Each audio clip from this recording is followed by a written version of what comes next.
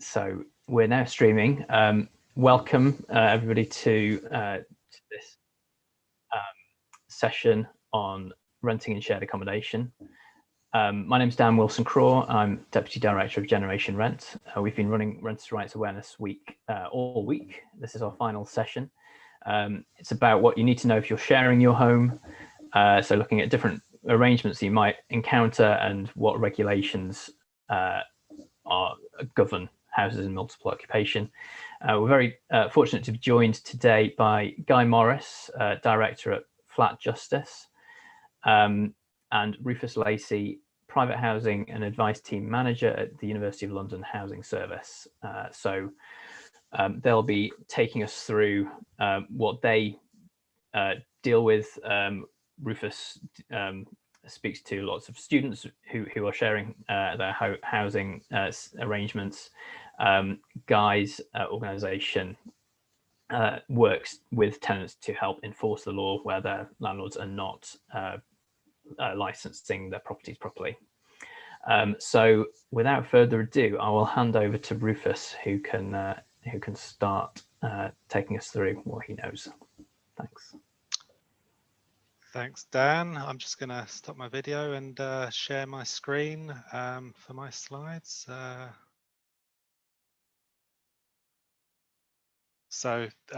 Thanks all for joining. So as Dan says, I'm Rufus Lacey. So I manage a team of housing advisors at the University of London. We provide advice to students from around 22 different member institutions. And this sort of includes advice on all areas of private rented, private sector accommodation. So I'm just going to start with some of the differences between a joint tenancy and an individual tenancy. And just for sort of context, for the purposes of these slides, with a joint tenancy, I'm talking about a tenancy where everyone who lives in the property is on the same contract, so they're all joint tenants. And an individual tenancy is someone who's living in shared accommodation but has their own contract where only they're named as the tenant. In terms of joint tenancy, all joint tenants will have joint responsibility for the rent. All of the tenants named on the contract will share responsibility for the total amount of the rent. So let's say that if there's 4 tenants and they're each paying £500 towards the rent, that obviously means that the total rent will be £2,000 and each tenant will be hold joint responsibility for that amount in total.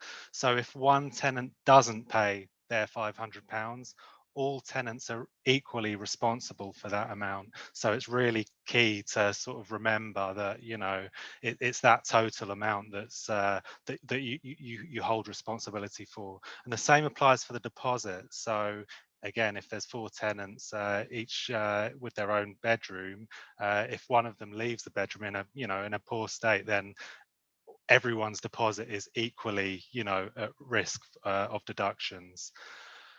With the joint tenancy, you hold joint responsibility for the bills.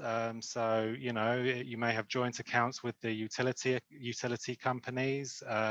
If one person doesn't pay, you hold that shared responsibility for the total amount.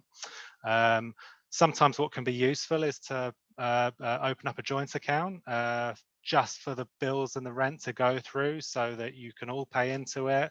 And it's a good way of sort of just keeping a track of all the money that's all the costs towards your housing. So joint tenants have exclusive possession of the whole property. So what that means is, you have a tenancy agreement in place, and during the time that you're living there, you own it as your own home. So for example, the landlord can't enter the property without giving you notice and without good reason.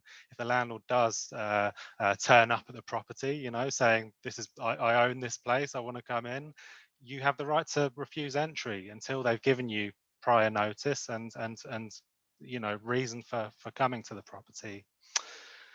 You do also hold joint responsibility for the condition of the property. So as I mentioned, it's important that everyone treats the property with, the same respect, because you do all hold shared responsibility for the upkeeping of the property. And one of the good things about living under a joint tenancy is you choose who you live with.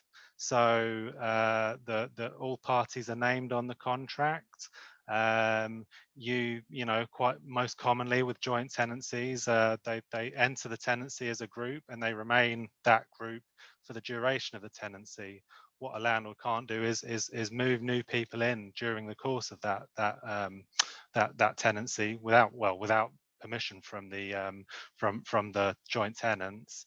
And I'll go into a bit more about changing people on the contract in a second. So with an individual tenancy, as I say, if you have an individual tenancy, only you will be named as a tenant on the contract, although you might be sharing with other people. The good thing about it is you don't hold any responsibility for your fellow housemates' rent. Only you are responsible for the rent and the deposit. So you hold complete accountability for your own actions, really. In terms of the bills, most commonly with an individual contract in shared accommodation, most commonly the landlord or the agent will include the bills into the contract. But it is worth checking your contract to make sure you understand your liability with that. It may be that you pay towards the bills, but any agreements really should be in the contract. And it also with an individual tenancy, you have exclusive possession of your own room, but not necessarily of the shared spaces. So the living room, the kitchen, the bathroom, the landlord may be able to enter those shared spaces without giving notice, although I would always say it's good practice that they do, but you do have exclusive possession of your room, and people shouldn't be entering your room without, again, giving you prior notice. You will hold responsibility for the condition of your room, your bedroom, as an individual tenant. That includes for deposit purposes, in terms of returning it to the same condition as it was when you moved in. Fair wear and tear should be allowed for, but not necessarily for the shared spaces. So although general upkeep is a responsibility for all tenants, it would be harder for a landlord to make deposit deductions at the end of the tenancy for the shared spaces. So really the focus is on your own bedroom. One of the drawbacks of an individual tenancy is that you don't have any choice of your flatmates necessarily. So there may be a bit of a revolving door in terms of who's living in the property.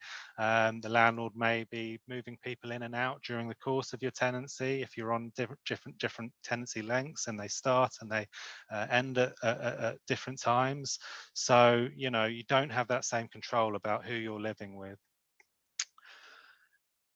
Because of that, sometimes there can be instances of tenant disputes. And in those circumstances, it can be very difficult, but it is important to discuss with your housemates and the landlords and try and resolve any disputes as amicably as possible. Things like house meetings can be very useful. Regular meetings to iron out issues before they come up, really. It is important to remember that all tenants have the same rights, so everyone will have a tenancy agreement that they must abide by, the same sort of rules that they must keep up with. But it does also mean, if disputes can't be resolved, and the landlord might not easily be able to evict a tenant that you're having a dispute with. Evictions are not straightforward, and they can require a court order in terms of removing someone from a property. But in the most extreme circumstances, if you feel at risk, physically or emotionally, it is important to call the police The council can sometimes step in and help. Sometimes you have tenancy relations officers who can assist, and antisocial behaviour teams. So I mentioned about sort of changing tenants. So it is possible, but it's not always straightforward. Again, it's really important that you do check your contract and look out for an assignment clause. An assignment clause is a clause which allows you to replace tenants on the contract. So that means, find someone to take over your place on the contract. I've given some wording there, and it says not to assign without permission of the landlord. Such permission shall not be unreasonably withheld. So you do need permission from your landlord if you're going to replace a tenant on the contract. You also need permission from the other tenants who are living there if you're on a joint contract, not so if you're on an individual contract. So an assignment should not be refused by the landlord, providing the incoming tenant, can meet certain conditions. So has the right to rent in the UK, can pass referencing, and can pay the rent. Other than that, there's no real reason that a landlord should refuse permission to assign a contract to someone else and to replace someone on the contract. Ideally, you'd want something formal in place just to confirm that someone's leaving the contract and someone is being added to the contract. This can be in the form of a deed of assignment, which is basically a legal document which confirms, the name of the outgoing tenant, when they're leaving, and who the incoming tenant is, and that they will be taking over the responsibility of the contract. Having this in place, it basically, if you're the outgoing person, it releases you from the obligations of the contract. So if there are any problems once you're gone, you have a copy of this deed which just confirms that you're no longer responsible. You don't have a responsibility towards the contract anymore. A break clause can be very useful in a contract, particularly you see them probably more commonly in student contracts. What a break clause is it's a way of ending a contract completely and that with no obligation of finding a replacement. It usually will state a set point in the agreement that the contract can be terminated from. The important thing to remember, though, with a break clause is it usually goes both ways. So the landlord can also end the contract early. So, it can be a bit of a double-edged sword in terms of whether you want a break clause in place. With student contracts, they can be more useful because it can mean, they tend to run through the academic year, and it can be a way of, for instance, saving yourself from having to pay summer rent, if you can end the contract earlier and not pay during those summer months. So they are normally individually negotiated. They're not in a contracts as standard. So it is always worth looking through the contract, see if there is any mention of a break clause, and if you do want one, you probably would need to ask the landlord about it. And the best point of negotiation is actually before you've paid any money. So yeah, worth remembering. That's it really from me. As I say, we offer support to students from across London. Please do visit our website if you are a student in need of some advice. You can see a full list of our member institutions there. And yeah, I'll hand it back to Dan from this point. Great, thanks very much, Rufus. I had a quick question just to clarify something. Have you found over, this is probably, from your experience of London student housing, have you seen a change in between joint tenancies and separate individual tenancies over the years? Sure. So, I'd say it's more common for groups of students to have joint tenancies, because you have, groups of friends, particularly coming out of, halls, student hall setups. They will have met or maybe on the same course. So it is more common for there to be joint tenancies in place for student contracts. With individual tenancies, they do come up, particularly overseas students who are new to renting in London. What I do tend to find is, you know, the joint setup is a bit more secure, because you do have that control over the property, you have that exclusive occupation, and you're also more commonly living with students, whereas with individual tenancies, you may be living with professionals that can have council tax implications. So yeah. Okay, great. Well, we'll come back to this during the questions. But now let's hand over to Guy, who can talk to us about how these shared houses are regulated. Yes, good morning, everyone. I'm from Flat Justice. You may also know us as Get Rent Back, which is the name of our website. And we help private tenants to make what are called rent repayment order applications against their landlords. I know I've been asked in to talk about HMO licensing, but I should actually mention that rent repayment orders also apply for other offences such as illegal eviction and harassment, forced entry, breach of improvement notices. So quite a range of housing offences, although mostly people do apply for licensing offences because these are easier to prove, and then tack another offence onto it if they can. But so HMO licensing is a brilliant bit of legislation, not always brilliantly worded. The intentions are good, brought in 2004, but wasn't really enacted until 2006, which forces landlords of properties which are let to multiple individual tenants that are unrelated to conform with the regulations by being licensed by their local authority. So we have the mandatory scheme, which covers the whole country. When I say the whole country, I mean England. It's slightly different in Wales and Scotland how they work. So mandatory licensing scheme is for all HMO properties which have 5 occupants, with at least 2 of the occupants being unrelated, so not from the same household. In fact, you only need one person who's not part. You could have the whole lot out of one family or one household, and one person who isn't, and that would qualify as an HMO.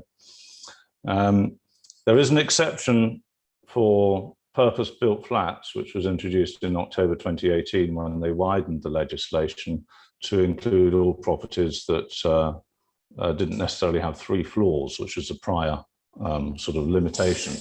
This one of the limitations. So they took that out, but they added in the purpose-built flats restriction. So they're exempted, purpose-built flats. Now, a lot of council authorities also have further licensing schemes on top of the mandatory scheme. And they introduced these by quite a long process of consultation with the public and with the government. And basically the 2 other types of schemes, the additional scheme, which applies to smaller HMOs, and selective scheme, which applies to basically all privately let property in a particular area within the borough. Sometimes boroughs have a selective scheme across the whole borough. So, I mean, if you're in London, the easy way to check this out is to go onto a website called London Property Licensing. We do a very good job of keeping everything up to date. Further afield, it's really looking at your local authority's website, and they can tell you what kind of licensing scheme they have. The rent repayment order legislation, which came in 2016, sharpened up this requirement to license quite considerably by effectively handing the policing over to the tenants. So tenants can now make their own rent repayment order application against landlords that haven't complied with the licensing requirements, or some of the other legislation which I mentioned, the illegal eviction or harassment, and so on. So it's new legislation. It doesn't go through the county court or the magistrates court, which other housing offences have to do. So it's more accessible because you don't need a lawyer to represent you in the housing tribunal, in the first tier tribunal, or indeed at the upper tribunal. And the setup is also a bit more, not casual, but less daunting perhaps for litigants in person. So more accessible.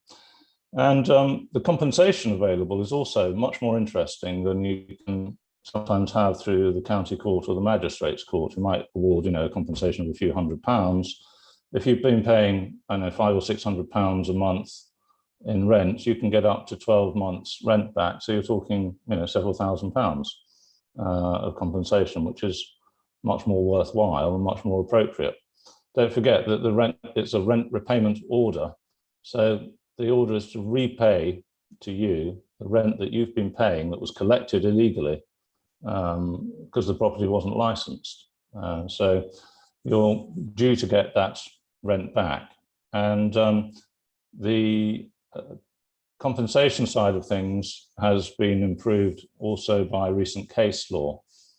So what kind of things does HMO licensing do? Well, it forces landlords to, first of all, be on the map, on the radar for their local authority. So the local authorities know about them. They have to meet safety requirements. So they have to do a fire risk assessment. They may well have to have fire doors fitted, an integrated mains operated fire alarm. They can't use some rooms that are perhaps tucked behind a kitchen, so there might be a fire hazard, or rooms which are too small get picked up by the licensing requirement and they can't be let out. So licensing is a really good way to control landlords and make sure that they're not letting out unfit properties, indeed unsafe properties. And the purpose of Flat Justice really is to assist in that by helping with the enforcement of the rent repayment order legislation, making sure that landlords do get licensed and make sure that their properties are safe and fit to be let out to private tenants. A few things on rent repayment orders. It's open to all private tenants, so you can't make a rent repayment order if you're in a council property or a local housing authority property, or even a housing association property. And indeed, student accommodation is also exempted, as it's the providers for the student accommodation, if they're registered providers, that is, not if it's just a student let that you've arranged yourself privately, but if it's an organised student let. The other things that you should be aware about with rent repayment orders is that you need to make the application within 12 months of the offence. There's a time limitation, sort of like a statute of limitations. So you have to apply within 12 months, either of leaving the property, if the property was unlicensed at the time you left, or within 12 months of the landlord having applied for a licence, so during the term of your tenancy. Once you're in that period and you've sneaked into the 12-month window, then you can apply for any 12-month period that you like during your whole tenancy. So some people get that a bit confused. Indeed, the first year tribunal got confused originally because their application form, the first thing we did was to point out that they got it all wrong, because they said that you could only apply for rent paid within the 12 months prior to your application, which isn't correct. So that's all changed. But you've got 12 months to apply. But once you've applied, you can apply for any 12-month period, which could be, 10 years before you apply, if you've been living there for that long. So those are the main limitations on it. You don't have to be an assured short-hold tenant. You don't have to be a Housing Act tenant, in fact. You can be a licensee or a lodger. So it's another huge advantage for rent repayment order legislation cases. Indeed, we help a lot of guardians who are very often given licensee agreements to make rent repayment order applications. Although, on a side note, we think guardians are actually assured short-hold tenants, really, but that's another argument. So it's wide open to a lot of people to make an application for a rent repayment order. It's accessible. You can expect to get a decent amount of rent back and a decent compensation. So it's worth going through the process. And we're there to help people make that application on their own, or help or do it for them on a small commission basis. That's Flat Justice. And the other couple of things I wanted to say actually about rent repayment orders, because some people get very worried about getting involved with the court system, and landlords usually hire a solicitor and then eventually a barrister, so they get a bit frightened about going up against the big guns, as it were. But in fact, the tribunal works very much in your favour. As I say, it's quite accessible. And a really important thing about these cases is that it's a no costs regime, they call it. So if you lose your case, you're very unlikely to have a costs application being successfully made against you by the landlord's lawyers, for example. I mean, we just lost a case with a group of guardians who were helping to get a rent repayment order case. It was a special case using section 251. I won't go into it. But anyway, we lost that, and they made immediately a £46,000 costs claim against us, which just got thrown completely out. If you're making a case which is reasonable, has a reasonable basis, and it's not obvious that you're completely trying to give your landlord a hard time, and that's the only thing you're trying to do, then there's no way they can get costs against you. So you're completely safe in that way. The other thing worth bearing in mind is that if you're in an unlicensed property, they can't use can't issue a Section 21 eviction notice against you. So you should be safe from that. Although I have to say, as soon as they apply, they can use the Section 21 notice. So those are the main key points about rent repayment orders and about HMO licensing. But I would say you can also make rent repayment orders for other things, as I mentioned at the start: illegal eviction and harassment, and improvement notices and so on. But it tends to be mainly licensing, as that's easier to prove. Yeah. Great, many thanks, Guy. I've just got a couple of things to your comments have raised that might be worth clarifying. Just firstly, do you have a sense of how many properties that are supposed to be licensed don't actually have a license? That's a really difficult one to Sorry, answer. putting you on the spot. I think various councils have tried to do estimates of that, and they usually look pretty frightening, like nearly everyone. I think there's a big resistance amongst landlords to get involved with councils and licensing, because they see it as their property. Often it might be a family home or something, and they don't want to be controlled by the local authority, and they see it sort of giving up their freedom. So I think a lot of landlord properties are unlicensed. And we don't have a shortage of inquiries, put it like that. So it's always worth checking then if you're in an HMO. Definitely. And actually, I would say people often come to us with questions about harassment or illegal eviction, and those cases usually are from properties that are not licensed that should be licensed. Mm-hmm. And then it's the clever way to approach it is to say, okay, well, I can win a licensing case against this guy. It may be more difficult on the harassment and illegal eviction side, so you go for the licensing case and make your case for harassment and illegal eviction at the same time. And you're much more sure to win with the licensing offence. Right. Thanks. It was useful you talking about the costs question. Someone in the Q&A has asked: "Is in a housing tribunal can the landlord appoint a barrister?" But I think you've addressed that, and appointing a barrister is probably a bad thing for a landlord to do if they can't. Actually, I think it's an own goal, appointing a barrister, because it then makes them look, certainly, first of all, they can't really claim financial difficulties. If you hire a barrister, well, he might put you into financial difficulties, but so it's difficult to make that argument, which is really one of the only ways that they can get a rent payment order reduced nowadays. So it is a bit of a known goal. And actually, barristers very often don't know very much about rent payment order legislation, bless them. You know, they do come in putting up a good fight, but they just often don't know the legislation. Okay. You mentioned people who are who aren't tenants or may not have been told that they're tenants. They may have been told they're a licensee, and property guardians obviously are the sort of prime example of that. We have a question.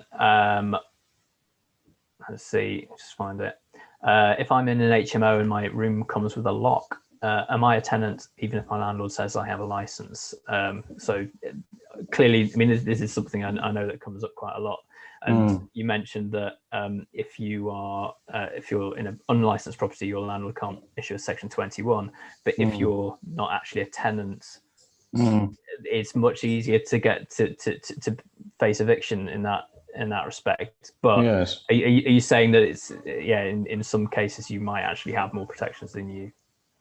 Yes, I mean, very often tenants, I mean, I'm not talking about guardians now, if we just exclude guardians for the moment, very often our applicants are given license agreements. Usually there's a rent-to-rent company involved. To explain to those not familiar with that, a landlord owns a property but doesn't want to be bothered with all the daily shenanigans to deal with tenants. So he gets a rent-to-rent company and grants them a tenancy of the property with allowing them to sublet it, whether it's explicitly said in the contract or not. And then the rent-to-rent company issues a license or tenancy agreement, but quite often a license to the tenants to occupy the property. Those are sham licenses, you know, out and out sham licenses. And they need reporting to the Trading Standards Authority, your local authority. And there have been some cases actually quite recently. 2017, I think, was Green Live Limited, and they were fined about £30,000 for issuing sham licenses.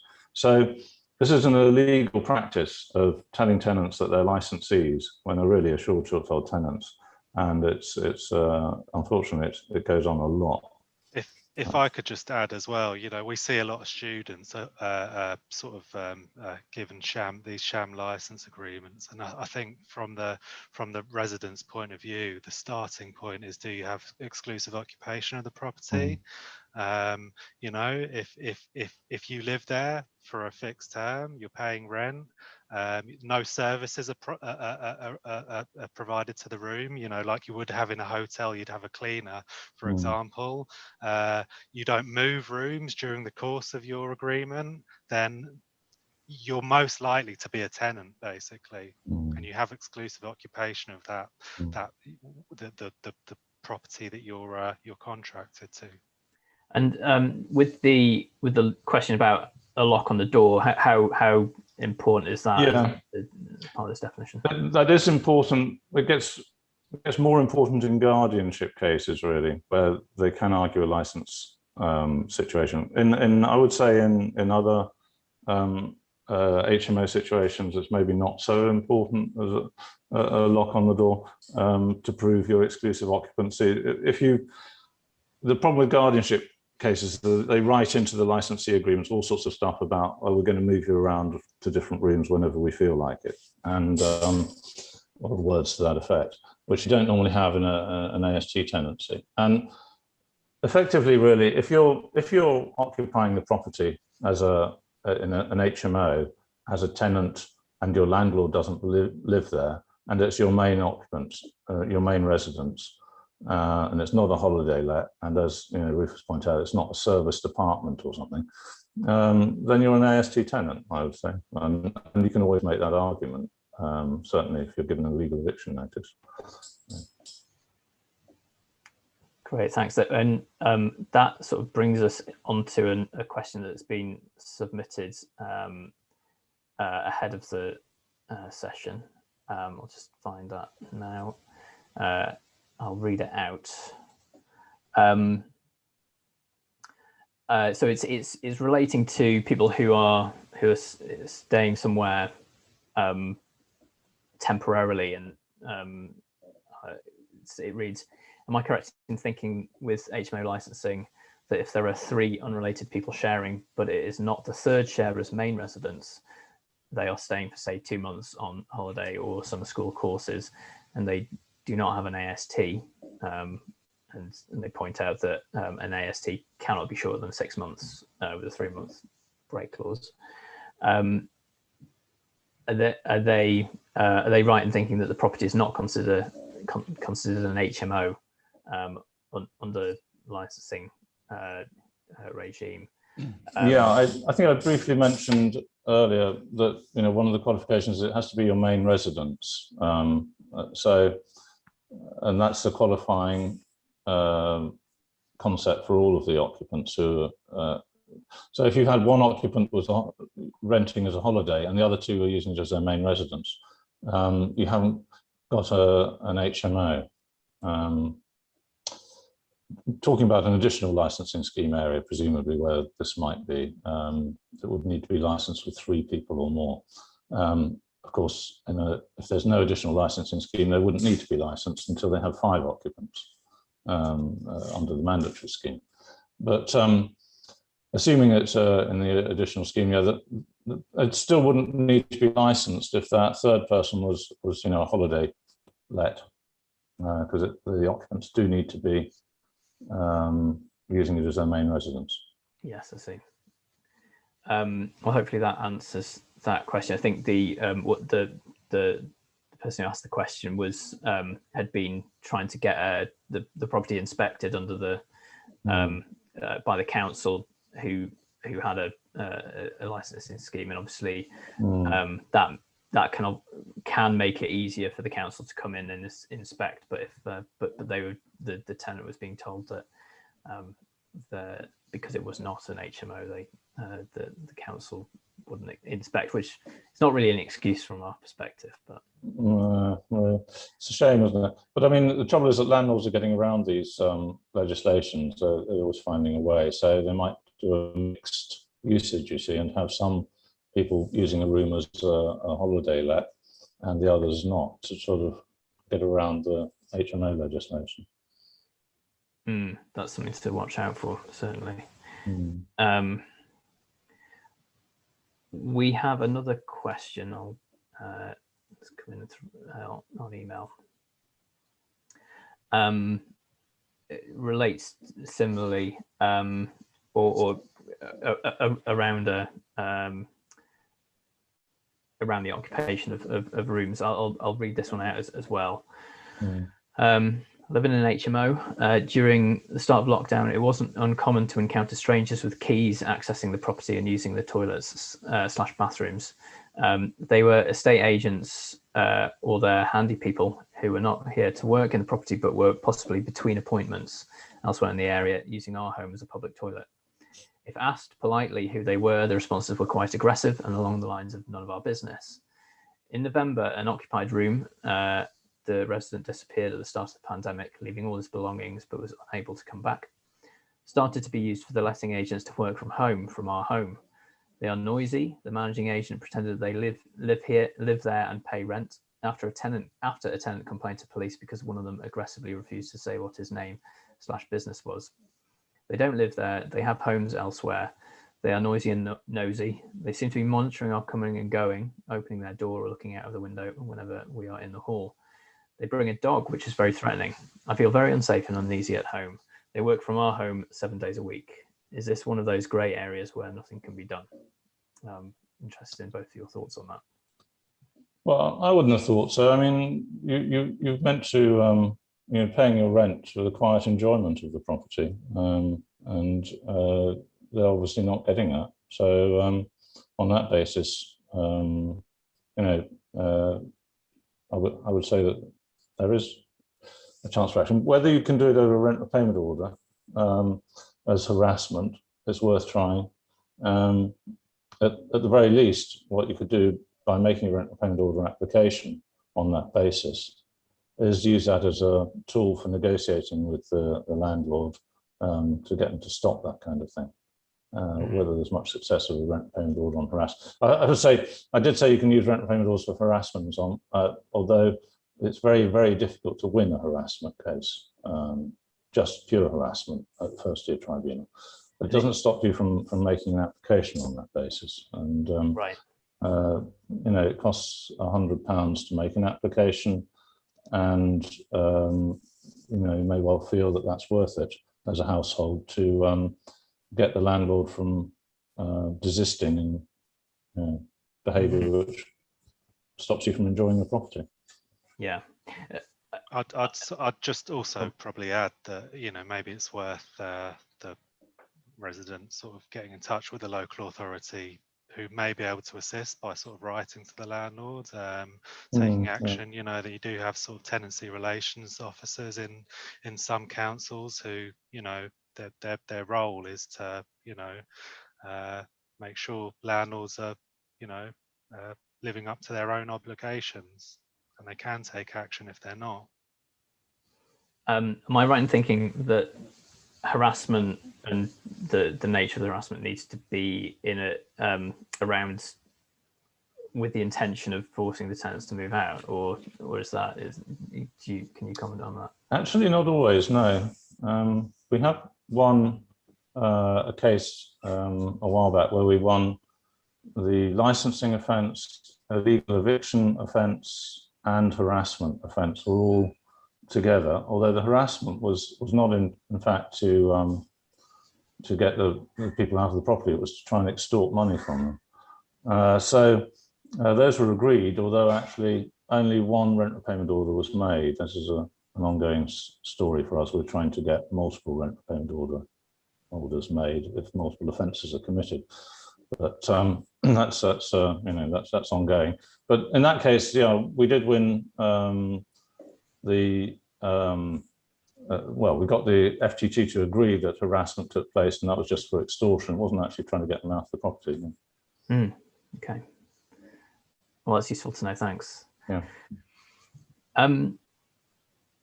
So we've got a technical question here. For additional licensing schemes that apply before October 2018 changes, could they apply to an HMO of less than 3 stories? I.e., did that change in October 2018 only relate to mandatory licensing, or do you have to check the wording of each local authority's additional licensing schemes? Not quite sure about that. I mean, the additional licensing schemes basically take away all those exemptions anyway. They take away the 3-story, the previous 3-story exemption before October 2018.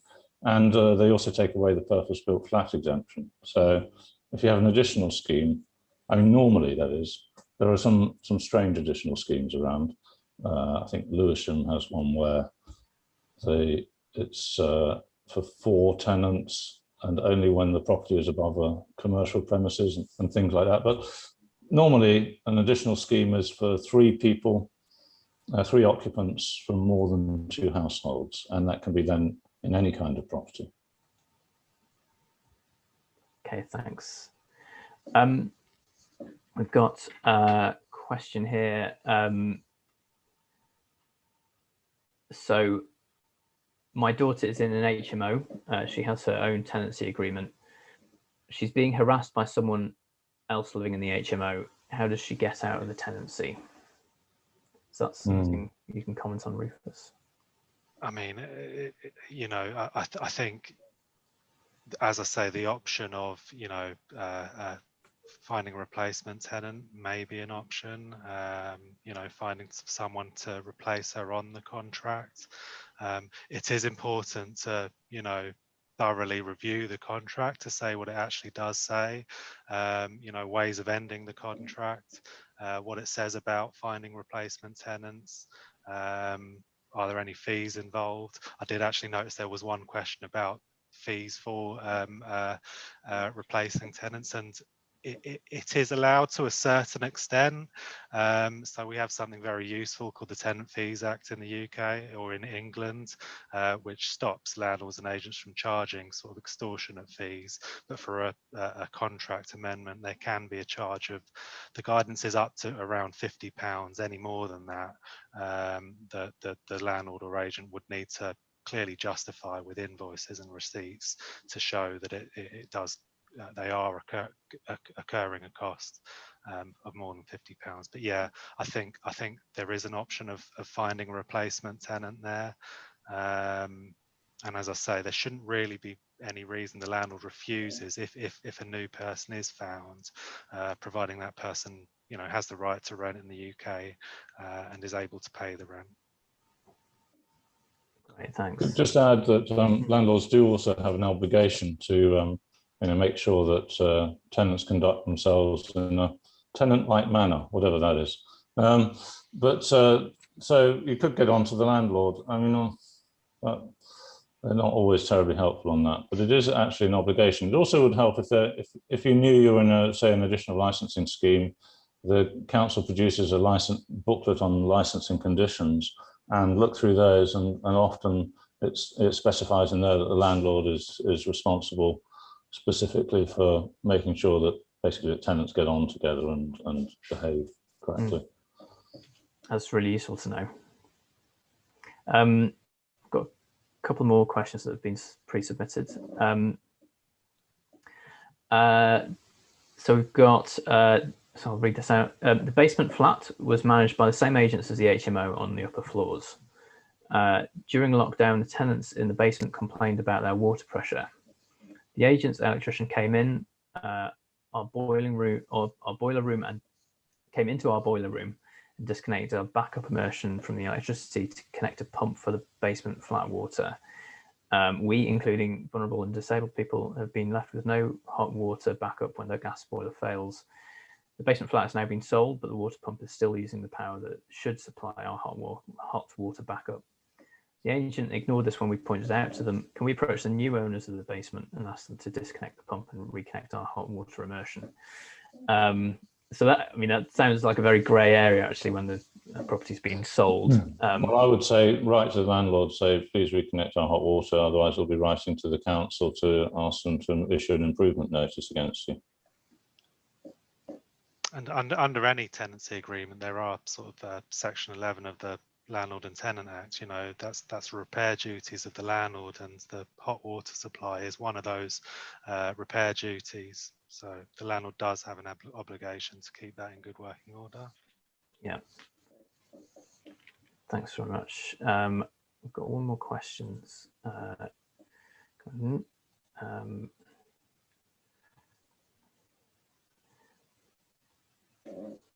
So it's another one about harassment from another tenant.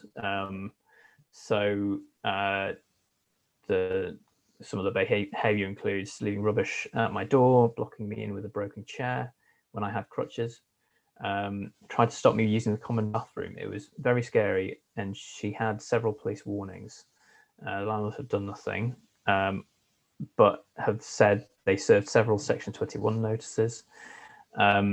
And now they say a Section 8 notice, that's an eviction notice, has been served for phenomenal rent arrears. The tenant is still here 5 years on, has moved on to harass others in the HMO. Would issuing a Section 8 for antisocial behaviour be more appropriate? I don't know if, Rufus, are you familiar with these sorts of situations? You know, it is very difficult, to be honest. I mean, you know, it sounds like the landlord is making attempts to evict the tenant who's causing issues. I think in terms of, you know, the grounds that the landlord's applying, that you can actually apply to the courts under a number of grounds. So it may be that antisocial behaviour could be one of them, alongside the rent arrears, and it's a case of seeing which one sticks, really, you know, in the eyes of the court. So there may not be any harm in it, and and it is a case of bunching together all of the offences and applying to court in an attempt to get possession of the property back. Okay, thanks. It sounds like, I mean, with these situations, it seems like the person who's creating problems could need mental health support as well. Yeah. It's clearly a very difficult area to navigate. There's a lot of vulnerable people who depend on HMOs, and behaviour can derive from all sorts of causes. Yeah, definitely. I mean, this is something that's actually often overlooked, is that some of the most vulnerable people in society are in these quite risky properties of HMOs, which is why it's so important that this licensing regime is properly enforced to give them that protection. Mm-hmm. Also, what I mean, it is different. I kind of mentioned in my slides that all tenants do have the same rights, and it can create problems in some ways, because you do have rights in terms of security and stopping people from being evicted. That's tenancy agreements are quite rigid, and it can be quite complicated to end them. So that's why it can create these quite difficult situations. Yeah. So getting to the last couple of questions that so we've got one here, and then I've got a question I might finish up with. So here's one. I've not signed a contract. I've never met the landlord and only deal with the lead tenant.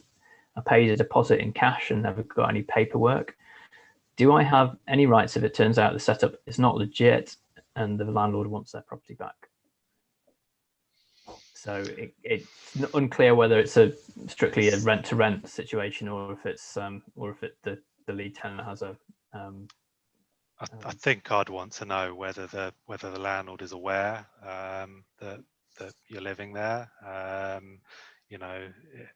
Has the lead tenant sought permission to sublet the property, and that can actually significantly affect your rights in terms of staying there. It's I'd want to see a copy of the contract as well, and it may be worth asking the lead tenant to provide a copy of their contract. But yeah, finding a way of getting in touch with the landlord, there are risks to that, but it is worth knowing, does the person you're paying rent to have permission to sublet a room in the property? Yeah. Yeah, it is. You shouldn't, as a tenant, suspend buyer beware. Really, you've got to be careful. And there are, it's a function really of how difficult it is to find housing in England, and especially in London. That people often don't take the same precautions that they would do in any other transaction. But you really have to be careful. There are so many scams out there and so many scammers. You need to be, if you're being asked to pay something in cash, really, do you have to? Why? The alarm bell should be going in your head then. Yeah, and that actually brings us on to the last question, which is scams. Are there any particularly common scams that you've both of you have come across, which particularly affect people in shared housing? I think I think the sham licenses is actually one of the big ones, and you tend to see them most commonly in shared housing with individual contracts.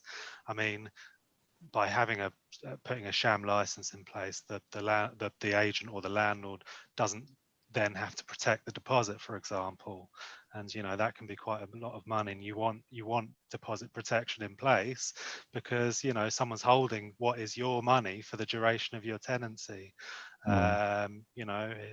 Obviously it affects your rights in terms of potential evictions. It gives you less security of tenure, but actually, even if you do have a license in place, it doesn't mean that it's a genuine license, and you may still be a tenant.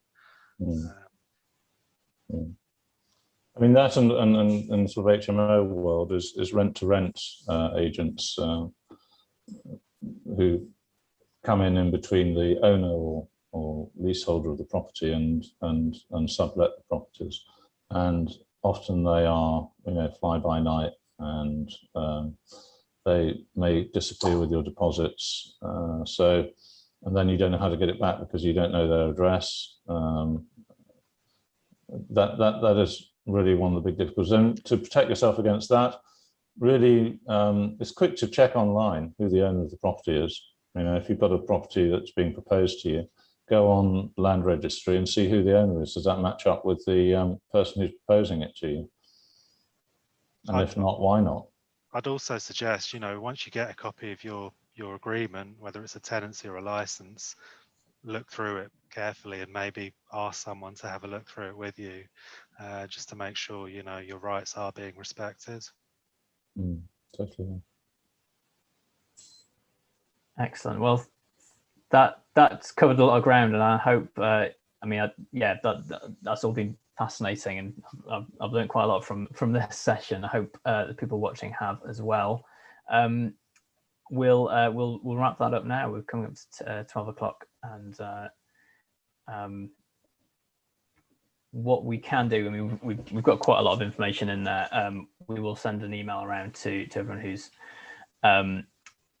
been who signed up for this event with some of those links in there. We'll also be sending a feedback form because we are really interested to find out what's been valuable for renters watching our sessions this week. We'll be sending that out in the working week. Just finally, there's one thing I should say is, you know, with every problem within the private renter sector, I mean, there are very common problems, but each problem is different, so it is always worth looking for professional advice. Guy's organization is one of several organizations we have listed on our website.